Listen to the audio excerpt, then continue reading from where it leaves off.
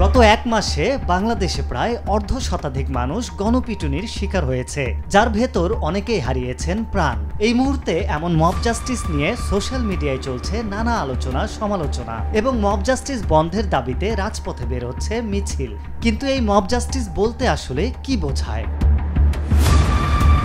Mob অর্থ উত্তাল জনতা বা উচ্ছৃঙ্খল জনতা, আর জাস্টিস অর্থ হচ্ছে বিচার বা ন্যায় বিচার। অর্থাৎ মব জাস্টিস অর্থ উত্তাল জনতা বা উচ্ছৃঙ্খল জনতার বিচার। মব জাস্টিস বলতে মূলত জনতার হাতে আইন নিজের হাতে তুলে নেওয়ার ঘটনা বোঝানো হয়। সাধারণত কোনো অপরাধ বা অপরাধীকে আইনানুগ প্রক্রিয়ায় বিচার না করে উত্তেজিত জনতা নিজেরাই যখন অভিযুক্ত ব্যক্তিকে শাস্তি দেওয়ার চেষ্টা করে, তখন সেই ঘটনাকে মব জাস্টিসের ঘটনা বলা হয়। এই ধরনের ঘটনা সাধারণত আইন শৃঙ্খলা ব্যবস্থার প্রতি অনাস্থা বা অপরাধের প্রতি দ্রুত প্রতিক্রিয়া জানানো থেকে ঘটে থাকে। মব জাস্টিস নিয়ে কি বলছেন বিশেষজ্ঞরা?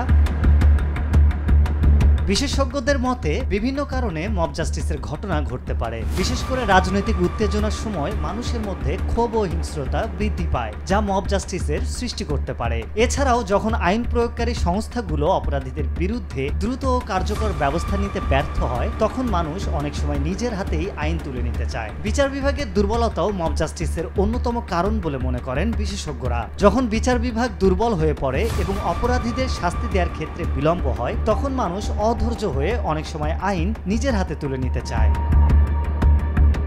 তবে মব জাস্টিসের ফলে অনেক সময় নিরীহ মানুষও শিকার হতে পারে। সম্প্রতি বাংলাদেশে এমন বেশ কিছু ঘটনা দেখা গেছে। মব জাস্টিস আইনগতভাবে অপরাধ হিসেবে গণ্য করা হয়, কারণ এতে ন্যায় বিচারের পরিপন্থী কার্যকলাপ ঘটে। তাই মব জাস্টিসকে সমাজের জন্য ক্ষতিকর এবং সমাজের ন্যায় বিচার প্রতিষ্ঠার পথে একটি বড় বাধা হিসেবে দেখা হয়। আরিফ হক, মাই টিভি।